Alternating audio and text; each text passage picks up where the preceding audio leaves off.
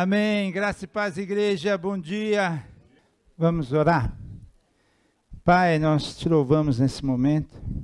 Como é bom estar na sua casa, sentir a sua presença e saber que o Senhor tem planos bons para todos nós, Senhor. Porque o Senhor, por essência, é um Deus bom, um Deus perdoador, um Deus misericordioso e um Deus que quer falar e quer se relacionar conosco, Deus. Por isso eu peço, Espírito Santo de Deus, destrava os nossos ouvidos naturais, espirituais, para que a Tua palavra encontre um solo fértil em nós e traga mudança e transformação. É isso que eu peço e oro e agradeço em nome de Jesus. Amém.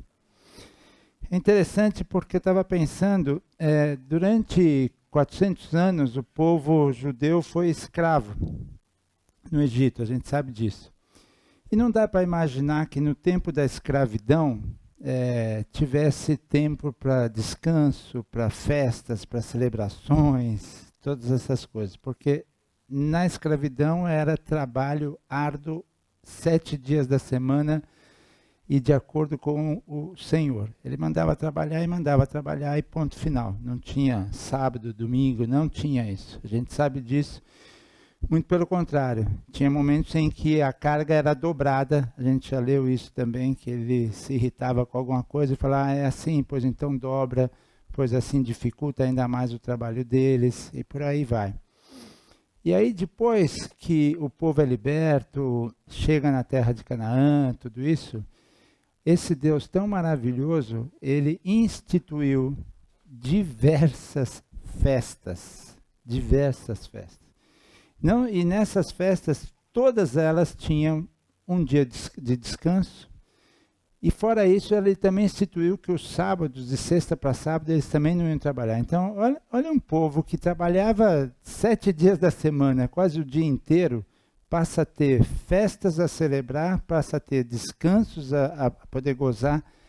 Que Deus mais maravilhoso é esse? Eu fiquei pensando nisso, eu falei, como é que pode isso, meu? E eu achava até que a gente brasileiro tinha muito feriadão, mas os caras lá tinham um monte de feriadão lá, viu? É o cuidado de Deus, é o cuidado, porque Ele sabe que você precisa de descanso, Ele sabe que você tem que e deve celebrar junto da sua família algumas datas importantes, Ele sabe de tudo isso. E nós hoje estamos vivendo um tempo de festa, não é isso, Paulo? Tem aí um vídeo sobre festa? Então põe aqui, é rapidinho, só para a gente entender o conceito.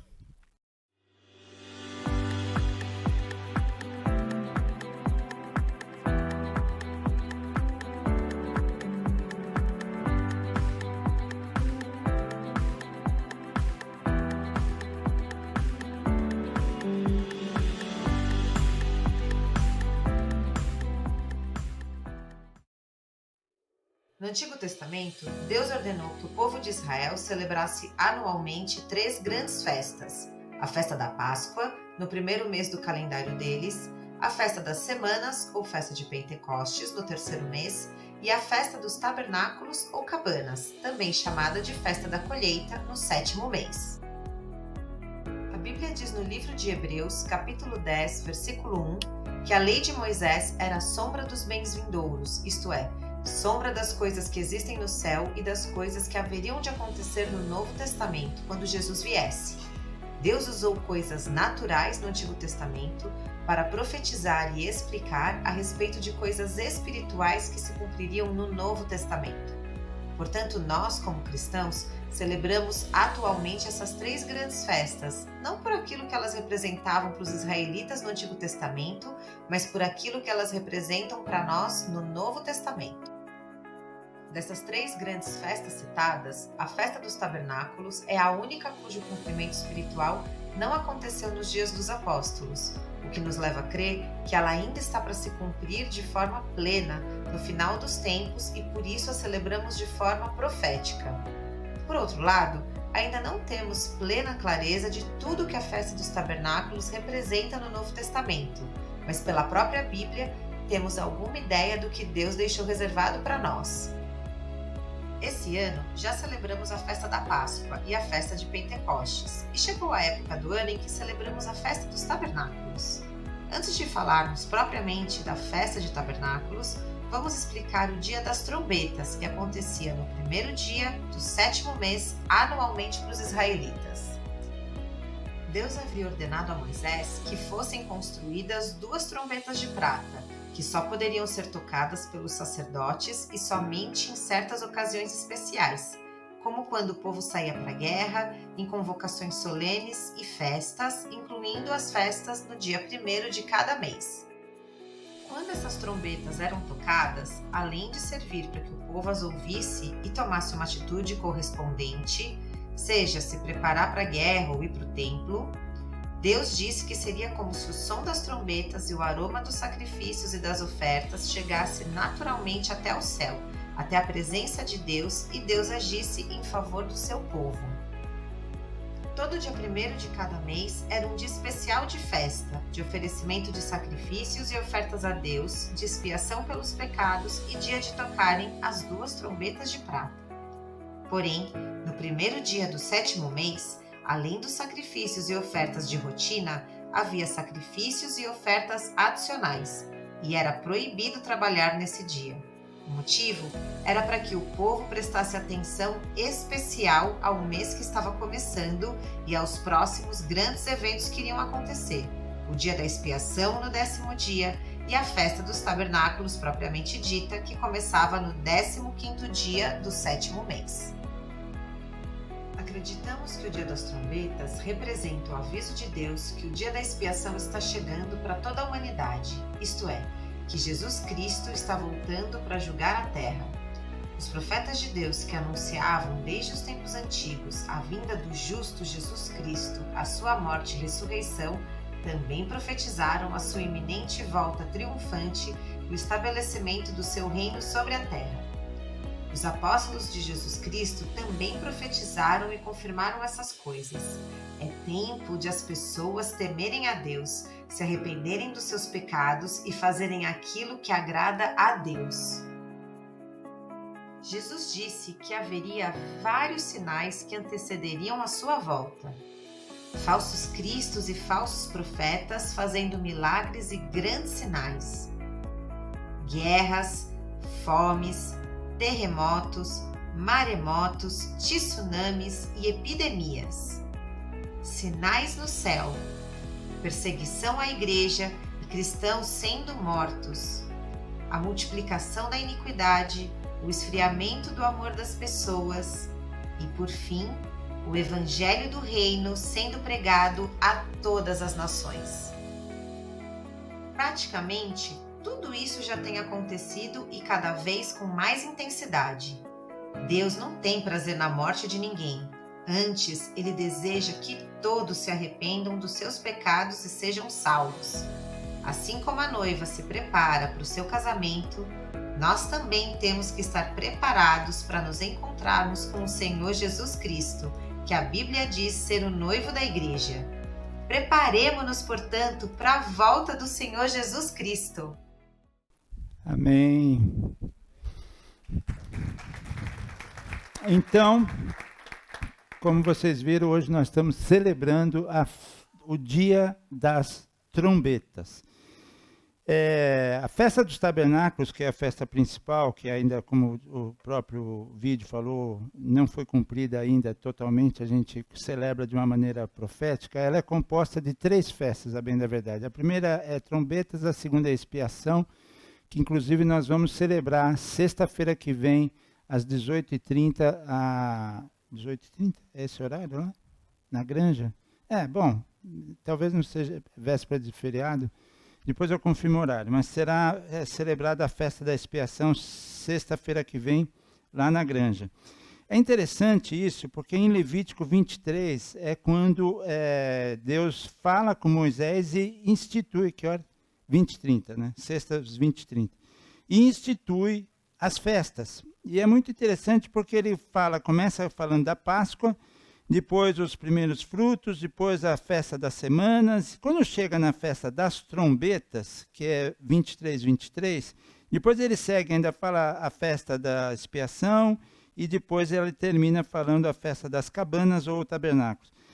E todas essas festas têm alguns versículos a respeito da festa. Porém, no caso das trombetas, eu até vou ler, são 2 versículos ou 3. Diz assim: diz o Senhor a Moisés, diga também aos israelitas, no primeiro dia do 7º mês, vocês terão um dia de descanso, coisa que a gente já havia comentado, uma reunião sagrada, celebrada com toques de trombeta, o vídeo falou isso, e não realizem trabalho algum, mas apresente ao Senhor uma oferta preparada no fogo. E só isso. Então, das festas que o povo israelita foi ordenado a celebrar por Deus, essa eu diria que aqui tem menos coisa que fala sobre ela. E não que seja menos importante ou mais importante, não é isso, mas eu fiquei pensando, mas como a gente se aplica a festa das trombetas no dia de hoje? E o vídeo também fala um pouco disso, porque é um lembrete de que Jesus está voltando. E de fato está, porque todos os fatos que está lá relatado em Mateus, e ele listou ali, fome, guerra, falsos profetas, fazendo milagres, tudo isso, a gente já está vivendo isso. O amor de muitos esfriará, a gente está vivendo tudo isso. Então, que a volta de Jesus é iminente, é iminente. Se alguém um dia vir aqui à frente ou em qualquer outro lugar e falar, vai ser tal dia, não acredita, porque nem o próprio Cristo sabia quando ele foi interrogado sobre isso. Ele falou, isso só o Pai é que sabe. Então a gente também não sabe. Então pode ser que eu pegue eu pegue a volta de Cristo, pode ser que meus filhos peguem, meus netos peguem, alguém vai pegar. Mas que não falta tanto tempo assim, não falta. Então, eu senti no coração de que a gente precisa estar preparado para isso. E a minha maior preocupação com vocês e comigo é estar preparado para a volta de Cristo, porque de fato nós não sabemos, mas sabemos que está iminente. Então, se está iminente, bom, cara, vamos nos preparar. Vamos nos preparar. E de que maneira a gente pode se preparar? Antes de entrar, de fato, na preparação, põe aqui o slide para mim, por favor. Eu tenho uma perguntinha para cada um de vocês. Acho que tem que passar o mouse para o outro lado aí. Aí, aqui. A pergunta é, você sabia disso aqui, ó? Jeremias 29:11, você já deve ter ouvido algumas vezes, mas o texto diz assim, porque sou eu que conheço os planos que tenho para vocês, diz o Senhor. Planos de quê? De fazê-los prosperar. Isso mexeu comigo, porque um Deus que se preocupa com a prosperidade de seus filhos é um Deus muito bom. É um Deus maravilhoso, e é o que ele está escrito aí de uma maneira muito clara. Planos de fazê-los prosperar e não causar dano. Planos de dar a vocês esperança e um futuro.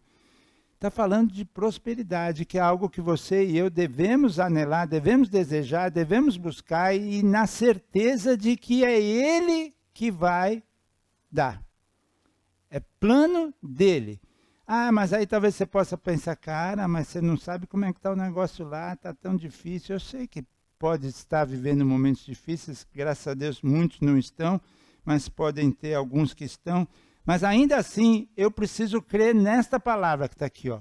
Planos de fazê-los prosperar. E nós sabemos que a palavra de Deus não mente, nós sabemos que os planos dele se realizam, e nós sabemos que o tempo dele é diferente do nosso. Então, o ponto é a gente pôr, se você está numa que você ainda não está vendo isso acontecer, você põe uma vírgula e põe ainda. Ainda. Nós precisamos aprender a usar mais essa palavrinha. Ainda, pastor, ainda, João. Ainda não tô vendo tudo isso, mas vou ver. Vou ver, exatamente. Cidinha tem razão. A Cidinha vai ver e nós vamos ver também. E como é que nós vamos ver? Crendo, tendo fé. E claro que fazendo algumas coisas que a própria palavra de Deus nos ensina e nos mostra que é o caminho de agradar a Deus, e agradando a Deus, as chances os planos dele serem realizados nas nossas vidas aumentam. Então o primeiro ponto que eu vejo aqui é a gratidão. Ou seja, mesmo em tempos difíceis, eu acho que o Carmo orou aqui por estar vivo, por exemplo. Tem que agradecer estar vivo. A luta é insana muitas vezes, a luta é braba, mas estamos vivos aqui. Né? A Lídia agora está vivendo um primo lá de Natal que UTI, ele sai da UTI, volta para a UTI, sai, volta, só volta, e sofrendo, entendeu? Então, É gratidão, independentemente das circunstâncias, porque ainda não estou vendo, ainda não estou curado, ainda, mas estarei, porque olha o que diz, em tudo, não é por tudo, mas em tudo dai graças, porque esta é a vontade de Deus. Então, se eu sei que esta é a vontade de Deus e eu estou fazendo, ele vai se alegrar comigo. Ele vai se alegrar, porque é isso que o texto está dizendo. Se a vontade de Deus é que eu em tudo dei graças, então, de novo, não é colocado por tudo. Eu nunca dei graças ao Senhor pela meningite da Lídia. Ah, que benção que foi a meningite. Não.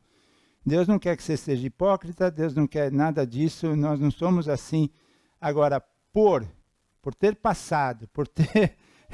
o Senhor ter nos sustentado, ter sustentado a Lídia, ter dado a cura pela Lídia, e aí eu sou grato porque experimentamos um Deus de poder, experimentamos um Deus de milagre, é dessa maneira. Então em tudo nós temos que dar graça. Outra coisa que vai abrir as portas do céu para você, e eu tenho visto isso acontecer com muita frequência nesses 24 anos de igreja. Você quer ser próspero? Sirva ao Senhor, sirva. Aquele que me serve, meu Pai o honrará. Então, imagina você e eu sermos honrados por aquele que criou os céus e a terra. O que ele não pode fazer por você? Nada. Tudo ele pode fazer. Tudo. Não tem nada que ele não possa fazer. Mas de que maneira? As chances, eu diria, e é tão bom você conviver na mesma igreja e ver a história de tantas pessoas. E a gente começa a ver o cara que começou a servir, as coisas começam a acontecer. O outro está servindo, as coisas começam a acontecer. Você fala, bom, tem uma ligação aí. E claro que tem, o texto é claro. Aquele que me serve, meu Pai o honrará. Então, eu só fiz um parênteses, porque como ele disse lá, que eu tenho planos de fazê-lo prosperar, e na minha mente a gratidão e servir a Deus está muito ligado a isso, eu pus isso daí. Mas agora vamos de fato entrar um pouquinho mais fundo no tema de hoje. E esse texto diz assim: venham assim os tempos do refrigério pela presença do Senhor. Prosperidade sem refrigério para mim não é prosperidade. Ou seja, prosperidade não é acúmulo de riqueza. Prosperidade é paz interior para poder desfrutar dos recursos que Deus tem te dado. Porque não adianta a gente ter uma tonelada de recursos materiais que você possa fazer o que você quiser e não tem paz de espírito para isso. Então, para mim, prosperidade é um refrigério, um momento de refrigério, é um alívio para a alma, que é o que fala, pela presença do Senhor, alívio para a alma. E a lei do Senhor é perfeita e refrigera a alma. Salmo 19:7 diz isso. Agora, como é que a gente chega nisso e como nós nos preparamos para a volta do Senhor, que é o que vale para o dia de hoje. Eu quero sair daqui ciente que é disso que Deus está falando através da festa das trombetas de hoje. Arrependimento. Aí você pode pensar assim, ô João, mas eu achei que era uma festa. Não vi o aperol, não vi nada ainda aí. Não vi gente dançando, feliz da vida. Que festa é essa de arrependimento, João? Você não tinha coisa melhor para falar, não? É interessante isso, sabe por quê? Porque a gente linka arrependimento somente à tristeza. Tristeza. E o arrependimento bíblico não é tristeza. O arrependimento bíblico traz vida, traz alegria. Então a gente precisa aprender. Porque, de fato, quando você pensa, nossa, mas se eu tenho que me arrepender, eu tenho que chorar, eu tenho que... Não, você realmente precisa ter um tempo de contrição, ter um tempo de reflexão, porque senão não existe. Até porque a gente sabe, e vamos falar sobre isso, que o arrependimento ele é movido pelo Espírito Santo de Deus. É Ele que move em nosso coração, é Ele que nos convence de que tem coisas que eu realmente fiz lá atrás, não deveria ter feito, eu vou pedir perdão a Deus, hoje é um dia para isso, porque depois vamos ter ceia, você vai ter tempo para fazer isso. Mas linkar arrependimento só à tristeza, está errado.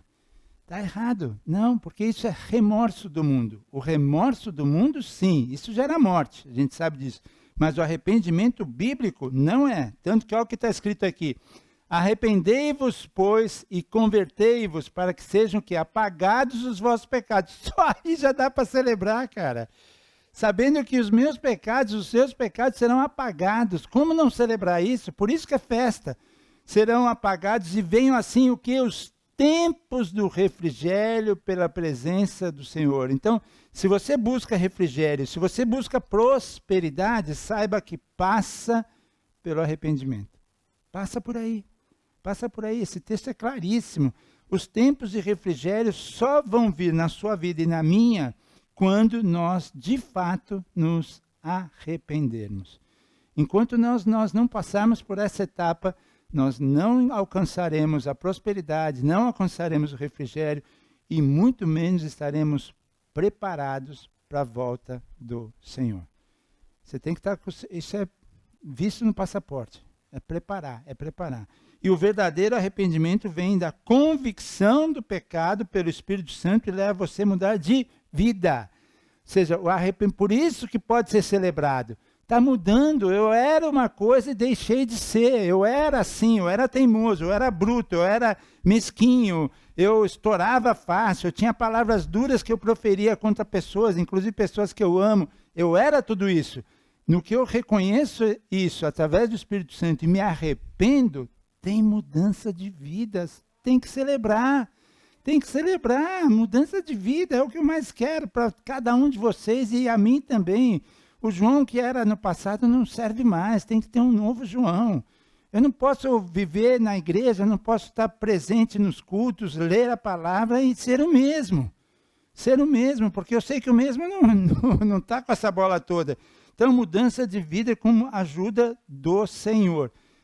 É isso, Espírito Santo de um lado, Jesus do outro, palavra junto, oração, meditação, jejum, culto, adoração, louvor. Esse pacote convence a mim, João, de que realmente eu tinha coisas para me arrepender e ainda tenho e quero me arrepender delas todas porque sei que a minha prosperidade e o meu refrigério se deve a isso. Se deve a isso. E arrependimento é um negócio que está na Bíblia do começo ao final, ou seja, o primeiro discurso que Jesus, ao abrir a boca, ele fala em Mateus 4,17, desde então começou Jesus a pregar. E o que ele fala? Arrependei-vos, porque o reino dos céus está próximo. Primeira vez que Jesus abre a boca, ele diz isso. E depois vai fechar o livro em Apocalipse, dizendo o que? Através do apóstolo João. Eu repreendo e castigo a todos quanto amo. Então, sê, pois, zeloso e o quê? Arrepende. Então, é do começo ao final. Ou seja, você e eu eu me arrependi quando me converti, fui batizado. Quando foi? Foi 1989. Aí nunca mais? Não, acho que não. Não é assim. Se a gente vê em Mateus mandando se arrepender, se a gente vê em Apocalipse mandando se arrepender, então significa que é o quê? É algo constante nas nossas vidas. É assim como eu tenho que muitas vezes pedir perdão a Lídia por alguma bobagem que eu fiz ou que eu falei que machucou. Então, mas eu pedi quando eu casei. Não, eu tenho que pedir pelo que eu falei ontem. Se ontem eu falei alguma coisa para a Lídia que não foi legal, eu tenho que pedir perdão de novo. Não está embutido. Não. Toda vez que eu erro com ela, com vocês, seja lá com quem for, o perdão, o arrependimento tem que vir. E esse arrependimento ele tem que trazer frutos. Porque se nós estamos falando de mudança, nós estamos falando de ser uma nova criatura, eu preciso mostrar isso. Eu preciso mostrar que eu me arrependi e no dia seguinte tinha coisas que no dia anterior eu fazia e que agora não faço mais. Porque senão não quer dizer nada. Então, um dos primeiros frutos de arrependimento é um ódio pelo pecado como pecado, e não apenas por causa das consequências. Às vezes a gente, nossa, não quero mais fazer isso porque me dei super mal. Não. Nós temos que odiar o pecado porque ele é pecado. O salmista lá no Salmo 119, 104, ele diz o quê? Detesto todo caminho de falsidade.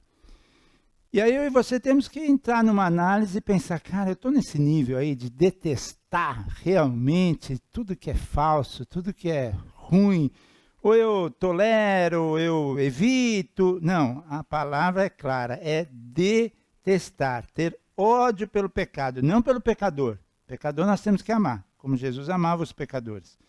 Agora, o pecado em si, eu preciso... Uau, não dá mais. Esse papo, para mim, não dá, né? É como, acho que para muitos aí, eu não vou dizer que lá para trás, eu nunca, Deus, não que eu fosse melhor que ninguém, mas eu nunca tive hábito, talvez por influência do meu pai, que eu nunca vi meu pai falando palavras torpes ou palavrão dentro de casa. Então, dentro de casa eu nunca falei palavrão, dentro de casa.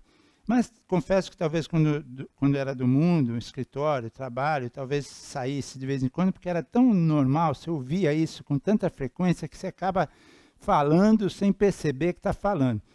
Aí você se converte, aquilo começa a ficar meio esquisito, ou seja, se já em casa já não tinha, você começa a falar, pô, no escritório também acho que não vou mais falar, e com o tempo sai da tua vida. Então eu confesso que hoje quando eu escuto assim, aqueles bem sonoros, aquilo bate esquisito. Eu não sei se alguém já teve essa experiência ou tem, mas bate esquisito, coisa que no passado você não dava bola, aquilo entrava, saía, era um termo qualquer. Mas não, então tem coisas que de fato a conversão, os novos caminhos, as novas escolhas que a gente faz, o agir do Espírito Santo em nós, vai mudando. Eu peguei um exemplo bobo, mas fora outros, mais contundentes, mais coisas que você relevava e hoje você já não releva mais. Você fala, não, isso aqui está fora dos meus princípios e não quero. Então, um dos primeiros frutos de arrependimento é você e eu temos um ódio pelo pecado. Não quero mais isso. Se fiz no passado, fiz, me arrependo, peço perdão. Mas isso não faz mais parte da minha vida e estou fora disso. Uma profunda tristeza também, por quê? Pelo próprio pecado. O Salmo 51, que relata a situação que Davi teve quando ele foi confrontado pelo profeta Natã, porque ele tinha pego a Betseba lá, aquela história toda, o que ele diz? Tem misericórdia de mim, ó Deus. Está triste. A gente vê aqui no texto, por causa do teu amor, por causa da tua grande compaixão, apaga as manchas de minha rebeldia. Lava-me de toda a minha culpa, purifica-me do meu pecado. É quase que ele implorando ao Senhor, por favor, purifica-me do meu pecado. E aí ele vem, chama para si, pois reconheço minha rebeldia, meu pecado me persegue todo o tempo, e pequei contra ti, somente contra ti, e fiz o que é mal aos teus olhos. Esse texto, para mim, é poderosíssimo, porque é um dos textos em que a gente mais vê o ser humano reconhecendo a mancada que deu e pedindo perdão pela mancada que deu. Isso é algo que às vezes a gente tem que reler e falar, Deus, eu estou aí.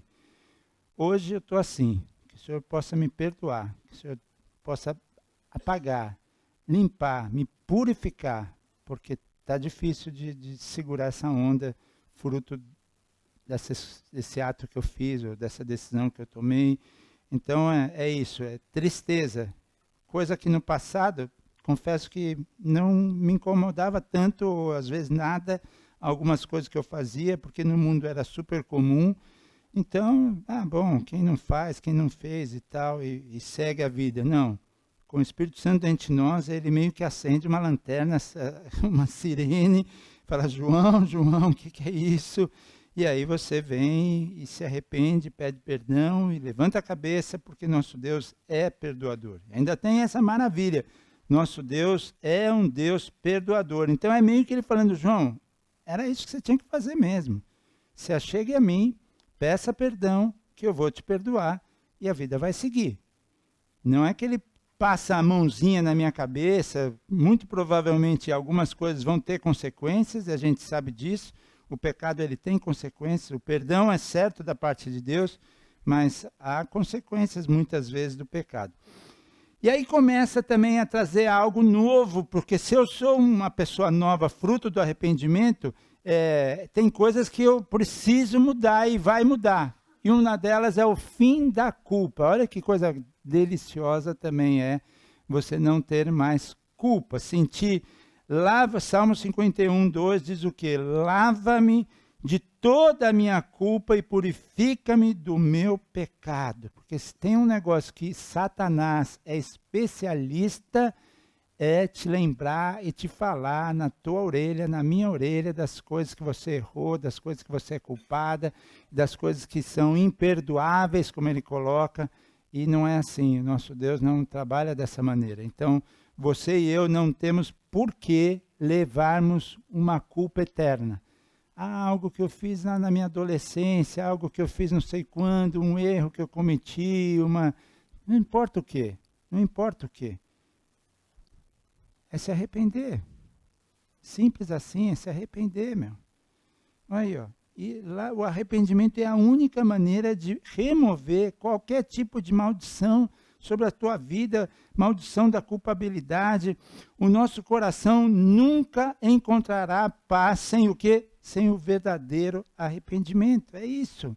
Se você sair daqui hoje lembrando que você precisa se arrepender das tuas mancadas, dos teus pecados, levantar a cabeça, dobrar seu... Para mim, a cura vem no arrependimento. É disso que nós precisamos. Dobre os seus joelhos, se arrependa do que você fez e receba o perdão de Deus. Por que eu não falei ainda, mas vou falar agora. Por que na minha concepção também, a festa das trombetas está entre as festas determinadas pelo Senhor? Porque ela antecede a principal data sagrada dos judeus. Não tem nenhuma data que se compara ao que nós chamamos de festa da expiação e eles chamam de Yom Kippur. Que é o dia do quê? Perdão. Mas é o dia do quê também? Se humilhar. Então eles se humilham, os judeus, tem toda uma liturgia, uma preparação, mas nada se compara, anualmente eles celebram o Yom Kippur. Então a festa das trombetas é meio que apontando um pouquinho para frente, que é uma semana praticamente depois, olha, você vai se arrepender, você vai se humilhar, e o perdão será concedido a você, João.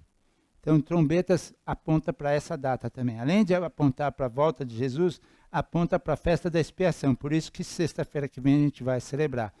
Então, essa é a importância também. Tocar as trombetas de prata para que, nós vamos nos humilhar diante de Deus e vamos receber o perdão. Como não festejar? Claro que tem que festejar. Essas festas são festas ordenadas por Deus. Então, tem um momento de contrição, tem um momento de arrependimento, tem um momento de humilhação, tem, mas é também para celebrar. Celebrar por quê? Imagina, nós vamos receber o perdão de Deus, de todas as mancadas que a gente deu e faz e continua fazendo. Então, é isso que eu falei, o arrependimento é a única maneira de remover a culpa, que a gente às vezes pega e aquilo vai e volta, vai e volta, vai e volta. Muitas vezes já conversei com pessoas que a pessoa vem e fala, João, eu sei que eu já orei, já pedi perdão e tal, mas eu fiz algo na minha juventude, João, que ainda me atormenta. Aí você olha para a pessoa está com 70 e poucos anos. Eu falo, meu Deus, hoje nós vamos nos arrepender juntos aqui, vamos acabar, passar uma régua nisso. Nosso Deus é um Deus de perdão. Se você de fato está se arrependida ou arrependido sobre isso, toma posse disso para nunca mais. É o fim da culpa e é o começo, ou o que o arrependimento faz. Se por um lado ele põe o fim da culpa, por outro lado ele devolve a alegria. Por isso que é festa, devolve a alegria. Salmo 51:8 diz o quê? Faz-me ouvir de novo júbilo e alegria. É claro que você tem que estar alegre, sabendo que teus pecados todos foram perdoados, todos eles. Não tem um que Deus fala assim, esse aqui acho que deu segunda época. Bom, não tem nem gente aqui mais que da época de segunda época, né? Quem que pegou segunda época aqui? Ô Jorge, você pegou? Henrique pegou? Pegou também? Aí, de segunda época virou... essa aqui vai dizer que você não sabe que é a segunda época. Não sabe? Ficou de DP. De segunda época virou DP, né? Hoje em dia, qual que é a linguagem hoje? Que é? O Bruno, quando não vai, que pegou DP? Que ficou? DP? E eu nem sei o porquê DP. O que significa DP? A dependência, ficou de dependência. Uau, Então, nem sei porque fomos parar nisso. Faz-me ouvir de novo júbilo e alegria. É o resultado de quando você e eu nos arrependemos. Deus devolve a alegria. Salmo 32 é conhecido como o masquil de Davi. Eu acho que esse eu não projetei, mas vou falar para vocês. E masquil deriva da palavra sakal, que em hebraico significa ser sábio ou habilidoso. E de fato esse Salmo 32 é um salmo didático, mas tem vários outros, não é só o único que tem não. E ele diz assim: como é feliz aquele cuja desobediência é perdoada, cujo pecado é coberto. Sim, como é feliz aquele cuja culpa o Senhor não leva em conta, cuja consciência é sempre sincera. Enquanto, aqui é a parte importante de tudo isso, enquanto me recusei a confessar meu pecado, meu corpo definhou e eu gemia o dia inteiro. Dia e noite tua mão pesava sobre mim, minha força evaporou como água no calor do verão. E aí o que ele diz? Finalmente, confessei a ti todos os meus pecados e não escondi mais a minha culpa. Diz comigo, confessarei ao Senhor a minha rebeldia e tu perdoaste toda a minha culpa. Aleluia. Salmo 32, se você quiser reler.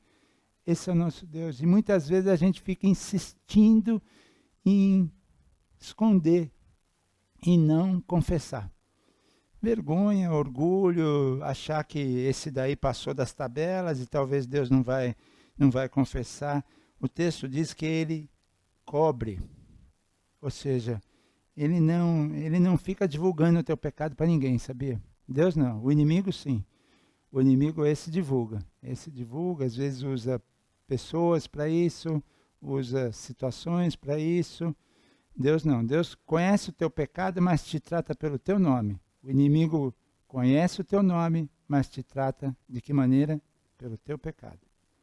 Então ele te chama pelo teu pecado, enquanto que o nosso Deus encobre. Por isso que tem um outro texto que diz que o amor encobre uma multidão de transgressões. E aí eu tenho que me perguntar também, eu tenho encoberto as falhas e os pecados dos outros?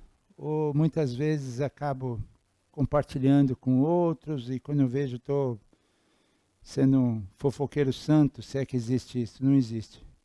Não, mas sabe, pastor, eu falei para que o senhor esteja orando. Falei, eu não precisava estar sabendo disso, dessa maneira. Dessa maneira não. Você poderia simplesmente pedir, pastor, você pode orar por fulano de tal? Ele está passando por uma luta. Ok, vamos orar. Mas detalhar a luta com tanto detalhe, não precisa. Aí não é encobrir. Aí a intenção não é tão boa quanto parece ser. Eu diria que não é nada boa. E de fato já passei por situações assim e é terrível, porque no fundo, nós todos somos humanos. E uma vez que você escuta algo sobre uma pessoa que você não imaginava jamais que a pessoa era assim ou assada, por mais que você tente pedir um amor cristão, mas eu estou sendo muito sincero agora aqui, não sei se alguém vai compactuar comigo ou concordar, mas aquilo infelizmente dá uma rotulada na pessoa. E eu não precisava rotular ninguém. Mas você é impactado por aquela coisa. Nossa, não é possível, tal pessoa fez isso. Você ora, você continua amando, mas não é legal. Não é legal. Então, nós temos que, de fato, encobrir. Se amamos, encobrir. De novo, não é passar a mão na cabeça, concordar. Não, você tem toda a razão de ter feito o que você fez. Não é nada disso. Mas eu sair por aí falando, compartilhando com outros, mesmo que seja nessa pseudo-intenção de orarmos pela pessoa, mas peça oração só, mas não detalhes, situações envergonhosas que se fosse você não gostaria que fosse compartilhada. Então, se você não gostaria que fosse compartilhado isso seu, não compartilhe de ninguém. Simples assim, não compartilhe de ninguém. Deus perdoa o pecado e cobre, não põe à vista. O pecado não é imputado, a culpa não é atribuída. Este é o nosso Deus. E isto é fruto do quê? Arrependimento. E como não celebrar isso? Temos que celebrar isso. Por isso que Deus criou uma festa chamada Festa das Trombetas. Continuando, O que o arrependimento faz? Se ele muda você, se ele muda a mim, ele acaba com uma coisa que tinha em você e tinha em mim, instabilidade. É o fim dela. É o fim dela, porque agora o arrependimento me levanta, o arrependimento me faz ver melhor, o arrependimento me faz entender melhor as atitudes que um irmão teve, por exemplo. Cria em mim um coração puro, ó Deus, e renova dentro de mim um espírito estável. Em outras versões diz inabalável. É isso. Porque chega de, um dia você está assim, outro dia você está assado, né? Conversando com um querido agora há pouco, que teve restaurante, falou, João, não é fácil não, um dia vende bem, outro dia não vende, um dia vende bem, outro dia não vende, e aí você tem que jogar fora, aquela confusão toda. Então às vezes a gente é assim também, você está bem, no dia seguinte você acorda e não está bem. Aí você fala, mas aconteceu alguma coisa aí? Por que está assim? Não aconteceu nada. Mas mudou? Não mudou nada. E por que está... Não pode. Nós precisamos pedir a Deus um espírito inabalável. Inabalável. Eu tenho a Deus. É Ele que está cuidando de mim, é Ele que está... E ora e jejua e fica firme. É o fim da instabilidade. Isso faz o quê? O arrependimento. Porque se eu não tenho culpa nenhuma, se não tem nada que está me abalando mentalmente, vou dar uma dica para vocês e eu fiz isso e achei que deu certo, hein? Mudando um pouco aí, segura uma onda aí, mas tem um pouco a ver. Dificuldade para dormir, já viram isso? Dificuldade para dormir. É meio que voltar à história de contar carneirinho, parecido com isso. Mas a pessoa diz assim, fez o teste, outro dia eu fiz, achei que foi interessante. A parte difícil desse processo é você parar de pensar em qualquer coisa. Essa é a parte difícil. Mas dá. Porque se tem uma coisa que você tem o controle e eu tenho o controle, é sobre os nossos pensamentos. A gente já falou sobre isso. Então você tem o controle. Se você está pensando agora na conta que você vai pagar amanhã, é porque você decidiu pensar. Pensa no elefante, pensa no que você quiser, pensa em outras coisas. Então você tem o poder de falar, a partir de agora não penso em nada. Faz isso. Nada. Sabe o que é nada? Nada, nada, nada. Vê alguma coisa e fala, não, é nada. É nada. Limpa. Fica e você vai ver que você vai conseguir limpar. E uma hora que você limpou, deixa vir, a propósito, palavras absolutamente aleatórias e preferencialmente que não tem ligação uma com a outra. Né? Tipo água, fogo, calor, frio, não. Deixa vir qualquer palavra sobre a tua mente e vai mentalizando. Então, por exemplo, rocha, prova, humanidade, dificuldade, e vai. Quando você vê, você dormiu. Faz isso e depois me conta. É interessante o negócio. Eu acho que está muito mais ligado a você ter esvaziado a mente, porque o que nos toma dificuldade para dormir, as preocupações que vêm da nossa mente, né? Então, pelo fato de você não estar pensando, né? Tivemos um testemunho recente, viu, Beto, lá, me lembrei, o testemunho dele. Estava perdendo sono, a colega de trabalho dele. Porque aquilo ficava na cabeça. Amanhã eu vou ter que encontrar com ela.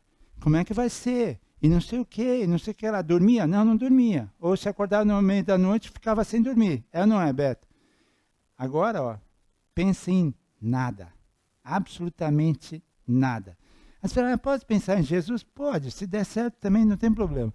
Mas o teste é esse, pense em nada e aí começa a brotar palavras aleatórias na sua cabeça, quando você vê, você dormiu.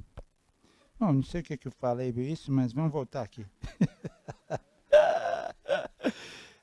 Instabilidade. Estava ligado a essa instabilidade que às vezes a gente tem e tira sono e faz a gente acordar e depois não dorme mais. Então, cara, espírito estável. O espírito estável significa que você e eu temos domínio sobre aquilo que pensamos ou deixamos entrar na nossa mente. Você tem domínio disso. E isso faz toda a diferença. Não aceite a diferença, não aceite achar que você não tem. A gente não tem, sim, domínio da língua. A língua, quando vê, falou bobagem. Ai, caramba, por que eu falei tal coisa? É porque você é uma anta. Então, é assim mesmo. Mas do pensamento é você que escolhe o que você está pensando a cada segundo da sua vida. A cada segundo. A cada segundo é uma escolha sua pensar naquilo que você está pensando e, por causa disso, cria uma instabilidade de espírito, uma instabilidade emocional, psíquica e por aí vai. Que mais que outro resultado, e é bom a gente entender a diferença entre nós e eles. Por exemplo, os ímpios são como um mar bravo que se não pode aquietar e cujas águas lançam de si lama e lodo. Isso é aquele que não conhece ao Senhor. Isso é aquele que vive longe de Deus. A vida deles é dessa maneira, não encontra descanso e não vai encontrar mesmo. Porque somente o arrependimento, sim, permite que a graça de Deus trabalhe em nosso coração.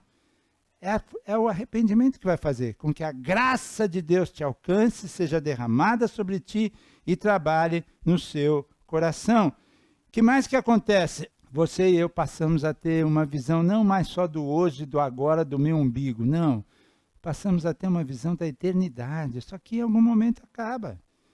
Eu agradeço todos os dias ter mais um dia de vida com a minha Lídia querida. Mas sei que um dia ou eu ou ela não vamos estar. Espero que demore. Mas então a minha visão não pode ser em seres finitos, seres que em algum momento podem não estar mais comigo. A minha visão tem que ser um pouco diferente disso, uma visão de eternidade.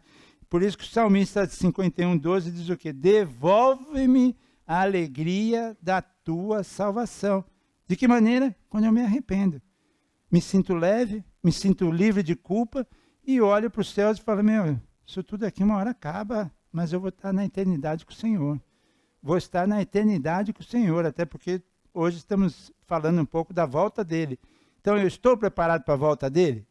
Nós estamos preparados para a volta dele? Porque é disso que nós estamos falando, nos prepararmos para a volta do Senhor. E o caminho passa obrigatoriamente pelo arrependimento. Só que o que eu estou trazendo?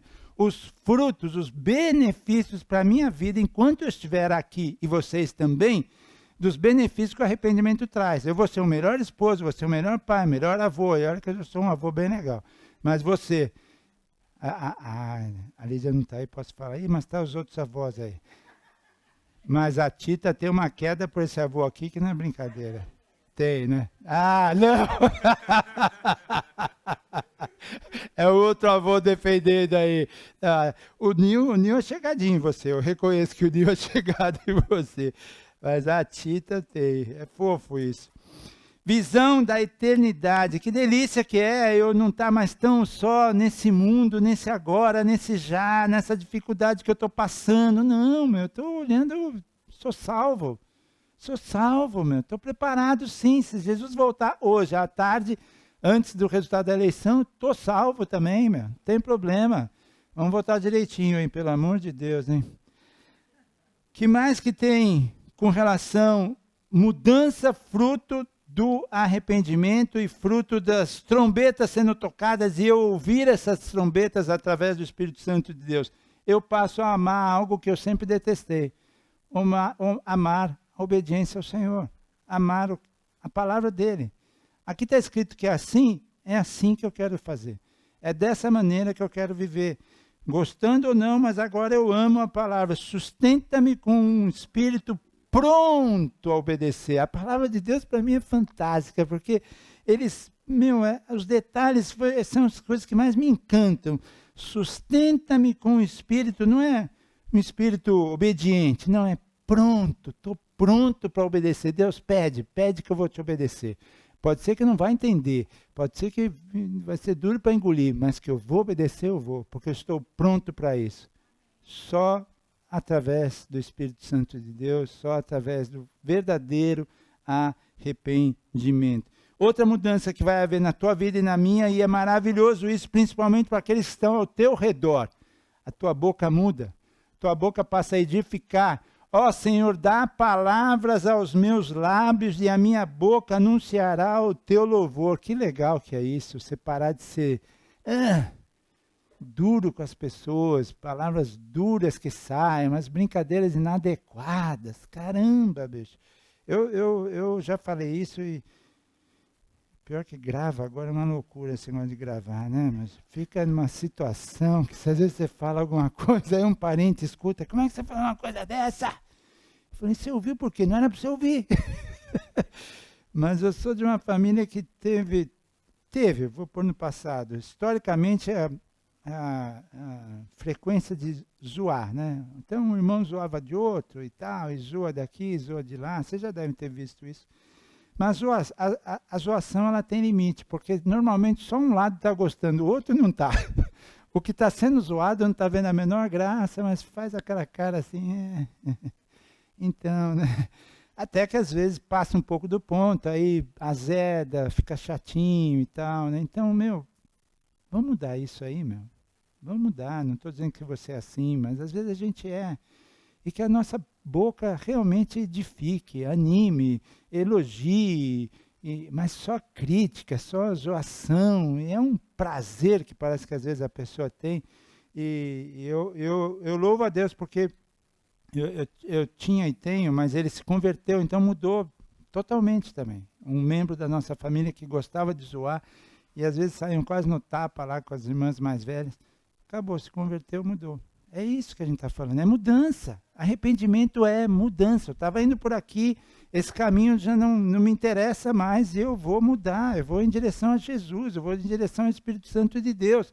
E é isso que eu quero para mim, é isso que eu quero para cada um de vocês. Uma boca que edifica, que coisa maravilhosa. Vai passar por uma outra etapa? Vai passar pelo quebrantamento. Não tem como chegar em tudo isso sem se quebrantar. Então, os sacrifícios que agradam a Deus são o espírito que é quebrantado. Por isso que o Yom Kippur passa por um quebrantamento. Não dá para chegar no Yom Kippur, na festa da expiação, sem que haja um quebrantamento de nossa parte. E aí diz que o coração quebrantado e contrito, ó Deus, não desprezarás. Que maravilha saber que nós temos um Deus que, quando você se porta com quebrantamento diante dele, ele fala: João, estou aberto aqui para você.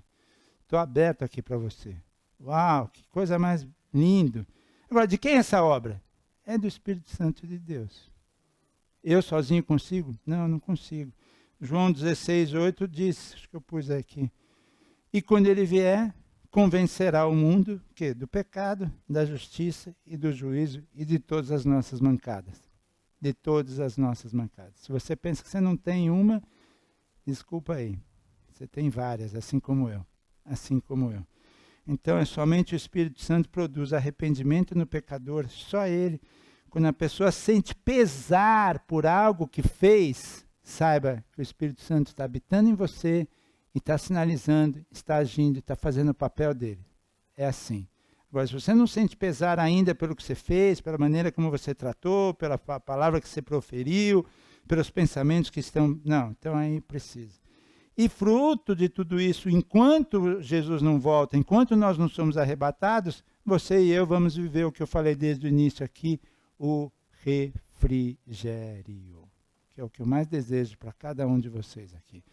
Prosperidade, que na minha cabeça significa refrigério, poder desfrutar dos bens, das filhas, da família que Deus te deu. Porque que adianta ter uma família que se você não fala com um, com dois, com três? O que adianta? Então, né, o que adianta ter recursos se você não tem paz de espírito para desfrutar? Não tem saúde para desfrutar? Essa é a prosperidade bíblica. Não é ter muito, mas é ter aquilo que você precisa ter. É aquilo que você precisa ter. E cada um tem um nível disso. E viver contente com o que Deus já te deu, está dando e poderá dar mais. O ainda tem que fazer parte da tua vida. Se tem alguma coisa faltando, põe ainda nisso. Põe ainda nisso. E hoje é um dia de ceia, um dia especial para isso, para você ter um tempo de falar: Deus, eu preciso me arrepender disso. E tenho certeza que o Senhor me perdoa, tenho certeza que o Senhor está nos ouvindo, e fico feliz aí de estarmos celebrando a festa das trombetas, porque isso me despertou para algumas coisas que fazia tempo que eu não mexia, não via. Vamos orar. Amado Deus, o Senhor é bom. O Senhor é muito bom, meu Pai. Eu te louvo pela tua palavra, eu te louvo pelos teus ensinamentos, eu te louvo pela manifestação do teu Santo Espírito nesta manhã, porque eu sei que é só através dele. Nós não nos convencemos, ninguém nos convence, e nós queremos mudança, Pai. Nós queremos, de fato, bocas que edificam, nós queremos corações alargados, corações doadores, corações que ajudam, É disso que nós estamos falando. Outras pessoas, Pai. Nós queremos ser diferentes do que somos até então, Pai. Não queremos mais, queremos odiar o pecado, não queremos tolerar mais o pecado, amar o pecador, isso sim, mas odiar o pecado, odiar todo tipo de maldade, que isso possa trazer uma tristeza em nossos corações quando presenciamos isso. E queremos esta mudança hoje e sempre, meu Pai. Obrigado por esta igreja, obrigado por esses irmãos tão queridos, tão preciosos, que o Senhor continue aqui, nesse momento que ainda vamos ter de adoração, momento de ceia do Senhor, porque a Ti é dada toda a honra, toda a glória e todo louvor. Em nome de Jesus, amém. Deus abençoe a todos. Aleluia.